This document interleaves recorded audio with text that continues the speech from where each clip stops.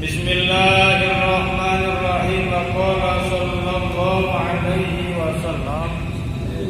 Lan dawuh sapa Kanjeng Nabi Muhammad sallallahu alaihi wasallam.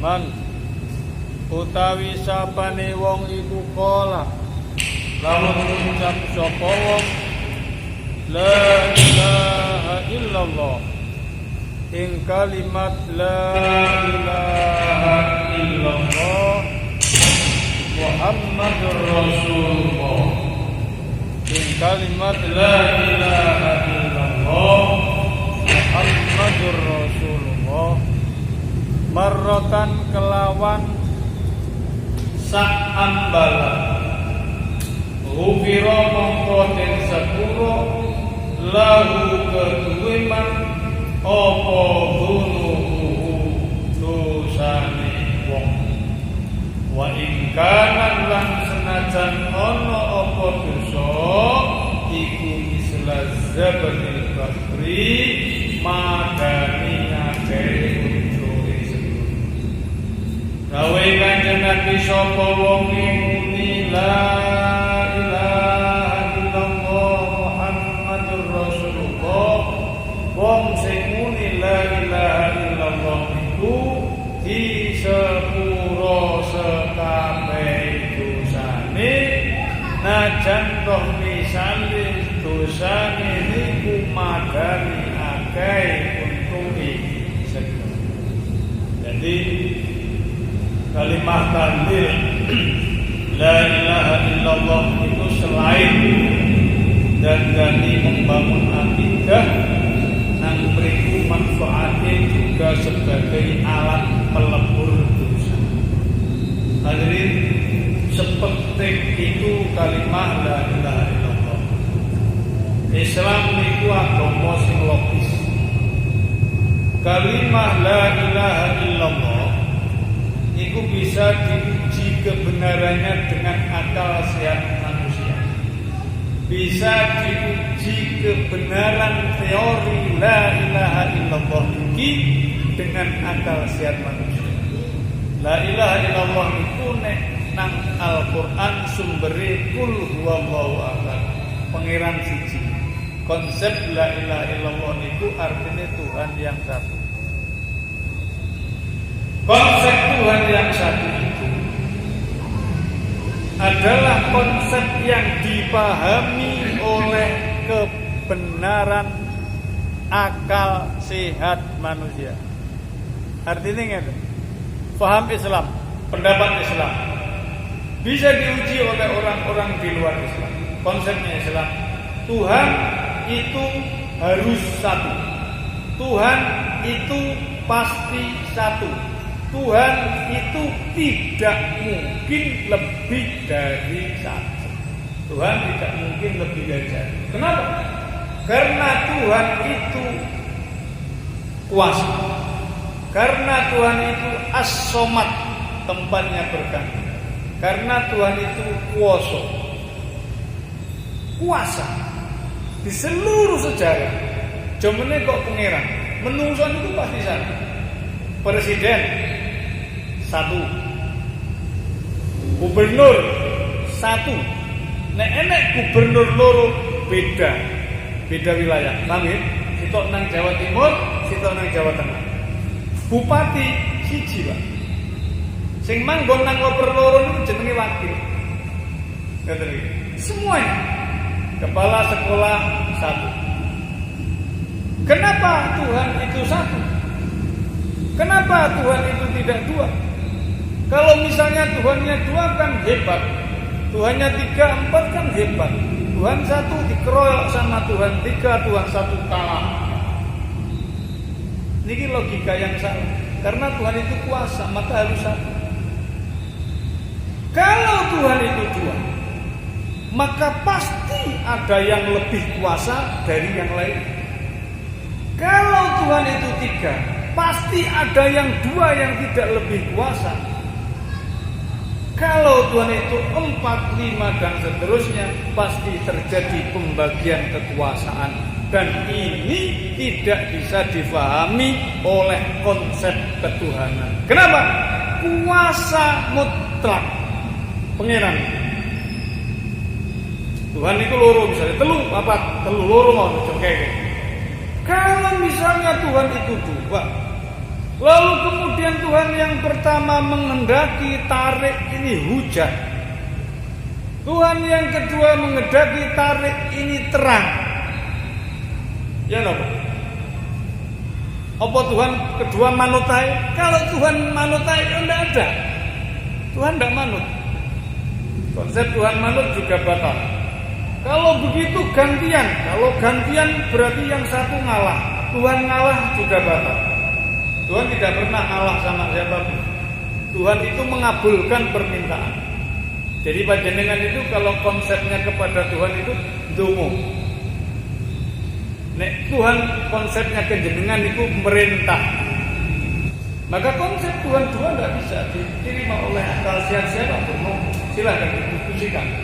Tidak harus menunggu menjadi orang Islam untuk mendiskusikan itu. Kalau pakai akal sehat, karena kuasa. Loh, berarti justru tidak kuasa kalau Tuhan itu tidak bisa menjadi dua. Konsep berpikir ini salah. Tuhan tidak membutuhkan menjadi dua, menjadi tiga, menjadi tidak membutuhkan itu.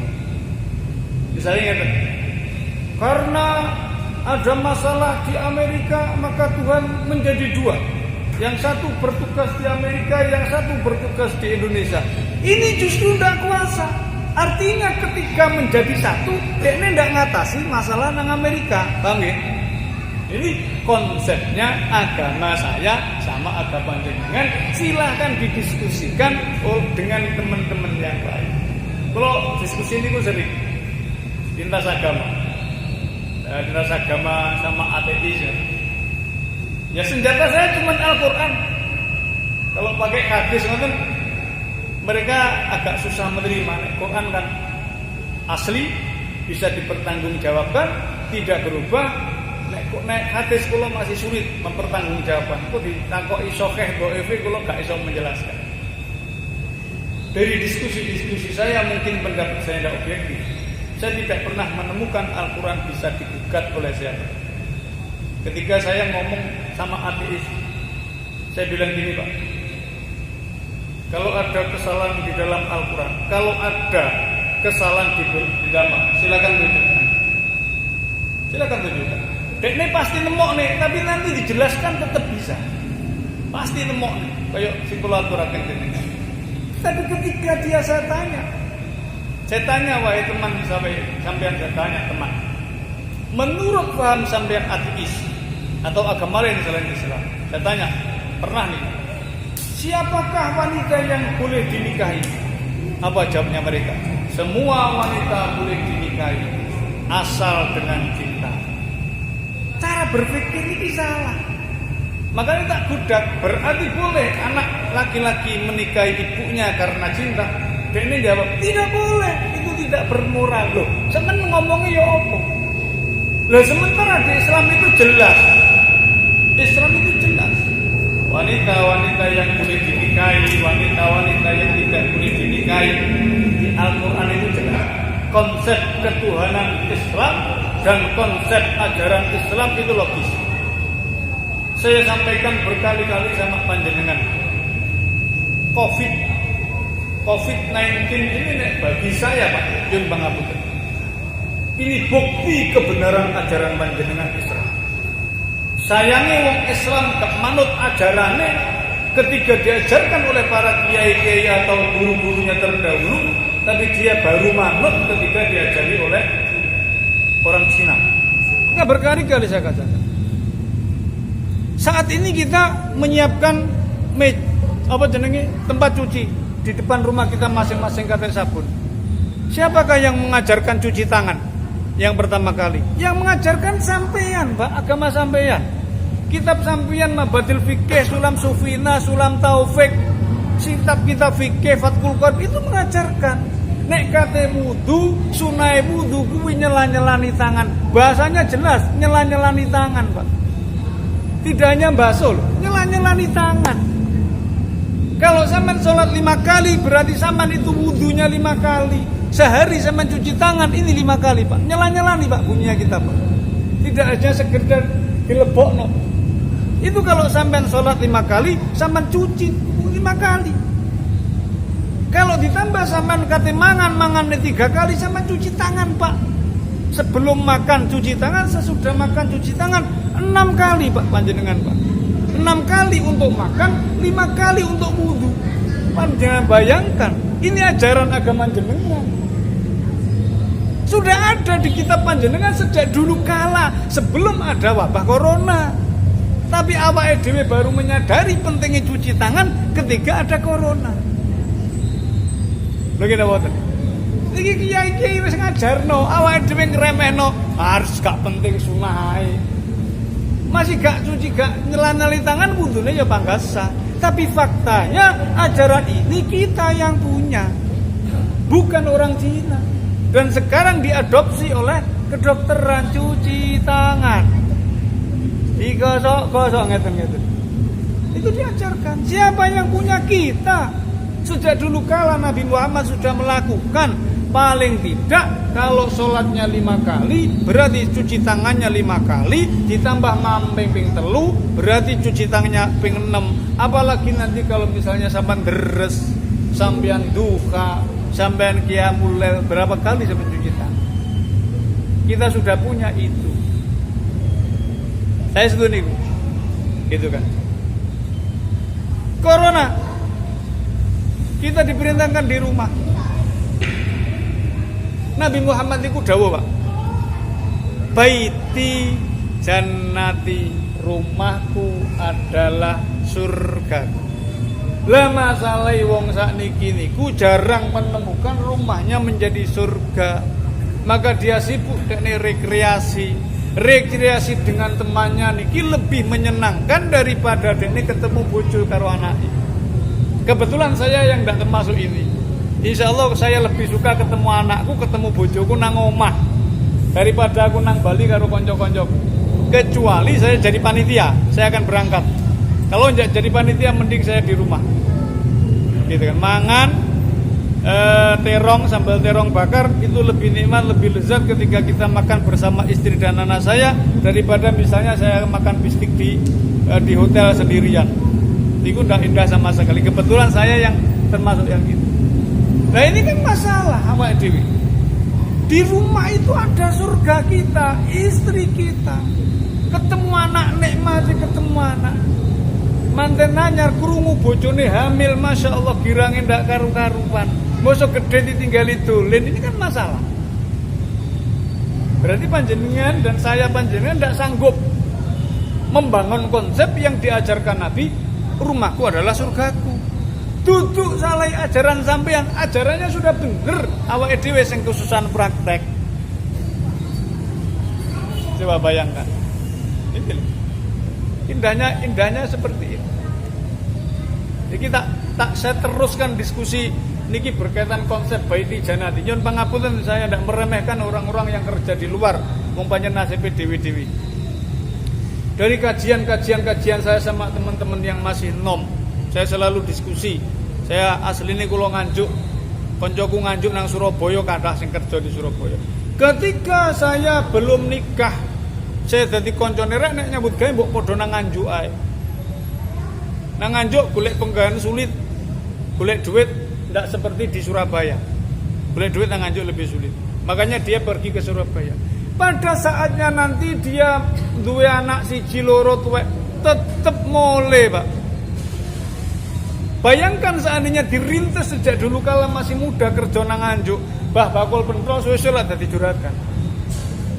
Akhirnya Bakul Pentol nang Surabaya, mari ngono pisah karo bose, mulai bingung lagi ketika sudah punya anak dua. Ini yang sering saya lihat, ini yang sering saya hadapi. Cuman nggih mboten iso maido, ya pancen ya kondisine kaya ngoten. Kondisi menungso kan mboten sami. Gitu kan. Maka cuci tangan itu Nabi yang ajarkan. Bersih itu kita yang ajarkan. Saking pentingnya bersih, bukan orang Cina yang ajarkan. Tak protes saya wong Cina. Salah itu. Yang punya konsep bersih itu kita. Bilang an-nadzafatu minal iman. Sampeyan kate bantah. Ayo. Anak bapak itu minal iman, yang diajarkan itu kita. Lah baru sekarang awake dhewe niku sadar, ternyata kebersihan penting. Duduk salah agama sampean, salahnya kita tidak memahami dengan baik agama kita. Klambi resik nganggo wangen-wangen itu nabi. Gitu kan. Sekarang baru sadar, oh kudu bersih, apa-apane kudu bersih, kan. Ini ya makanya kalau saya melihat ini justru kemenangan saya umat Islam. Selama ini kita lupa dengan ajaran kita, hari ini Allah sedang mengingatkan kita, hei wong Islam, iki lakonono kabeh, iki duwekmu. Sampeyan disindir karo pangeran. Sing mengajarkan baru sama nut setelah yang mengajarkan cuci tangan adalah orang Cina. Ketika orang Cina ngumum cuci tangan, sampean baru ngikut. Dulu dikandani ndak mau ikut. Nah, ini kita sedang disindir oleh Tuhan kita. Makanya kadang-kadang alhamdulillah Gusti. Gitu kan. Ini fakta. Kita sudah punya semuanya kok. Arab asli, nabiku Arab, kitab suci ini Arab. Mbok palsu ndak bisa. Selamanya akan tetap bahasa Arab. Kalau yang bahasa Indonesia itu bukan kitab suci, yang bahasa Indonesia itu terjemah. Beda. Kata begitu. Itu hebatnya agama saya dan agama panjenengan. Silakan diuji kebenarannya, monggo. Kalau sering aku diskusi kalau orang di luar Islam.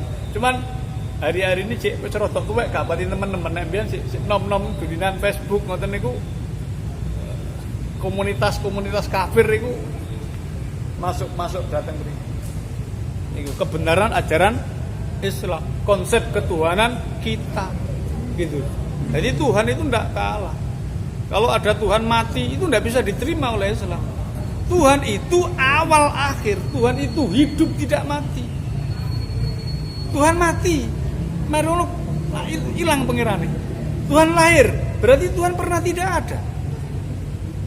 Kalau Tuhan lahir, berarti Tuhan pernah tidak ada. Kalau Tuhan mati, berarti Tuhan sekarang tidak ada. Gitu loh. Jadi konsepnya Islam. Kalau kita diskusi pakai logika, cuman jenengi masalah iman, niku nggih silakan masing-masing. Nek diskusi sama saya ya berdasarkan logika. Kalau sampean berdasarkan iman ukurannya beda. Imannya sampean ngono, iman saya begini, saya ndak berani masuk karena sama sudah merasa dibimbing, ya silakan. Bismillahirrahmanirrahim.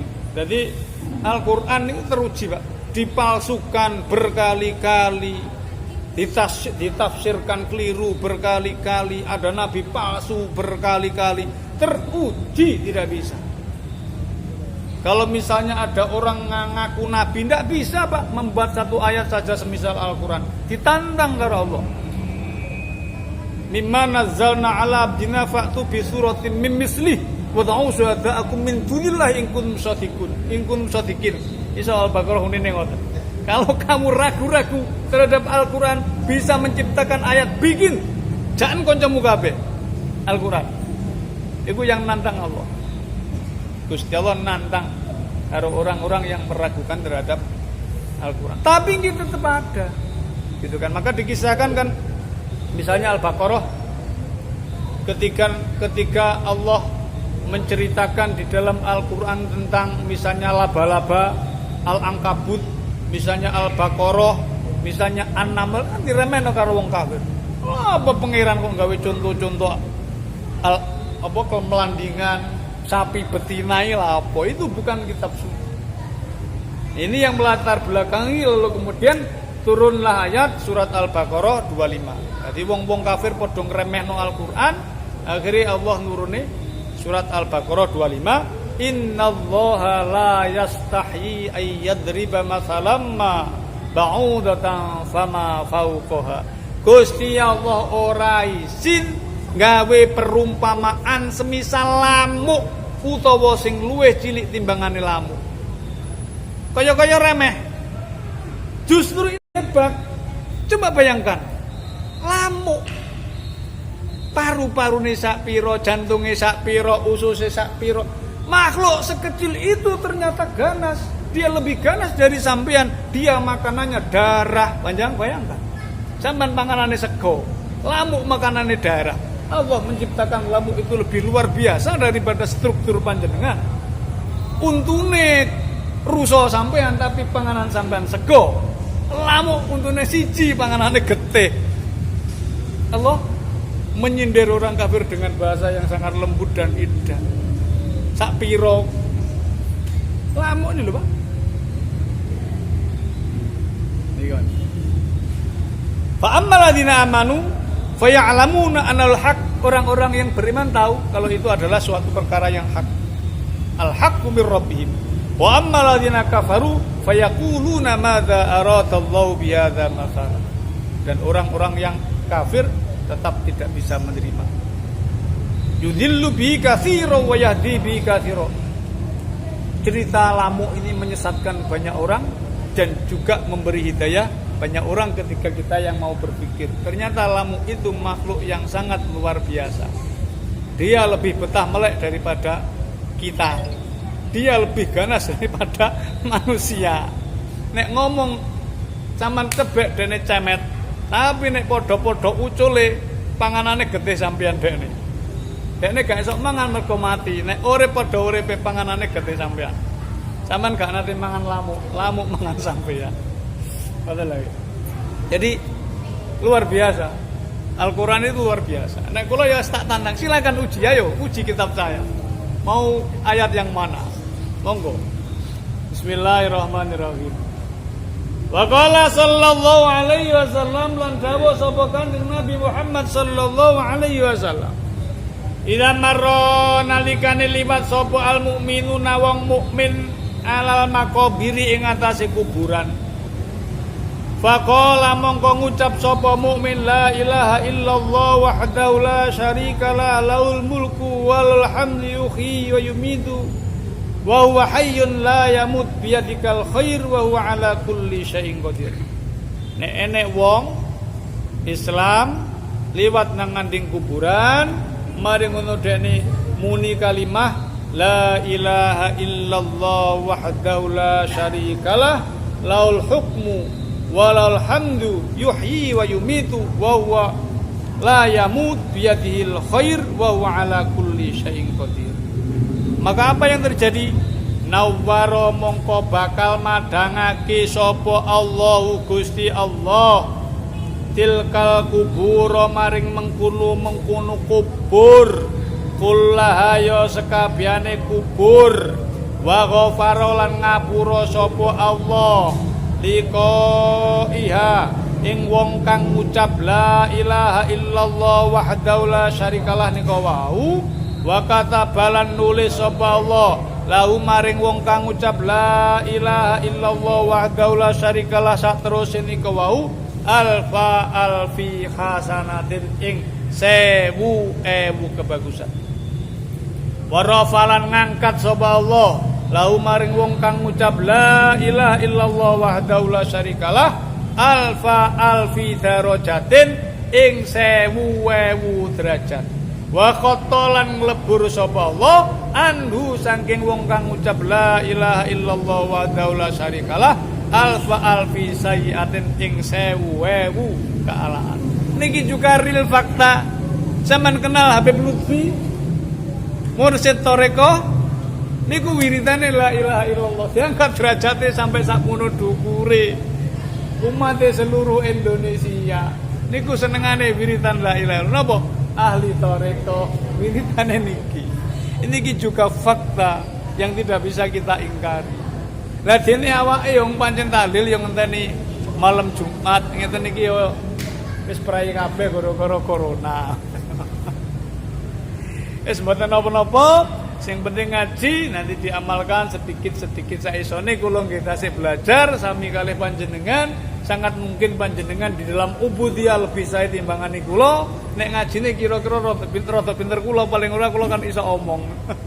Nek amalia mungkin khusuk jenengan, syukure nek kaya kula ngoten khusuk cek gapati iso.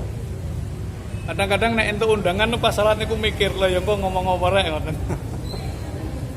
Nggih, boten napa-napa. Yang penting ngaji tambah sedikit ilmu, belajar mengamalkan sedikit ilmu. Mugi-mugi Allah bimbing kula panjenengan sedaya paring ridho dhateng kula panjenengan sedaya. Al-Fatihah.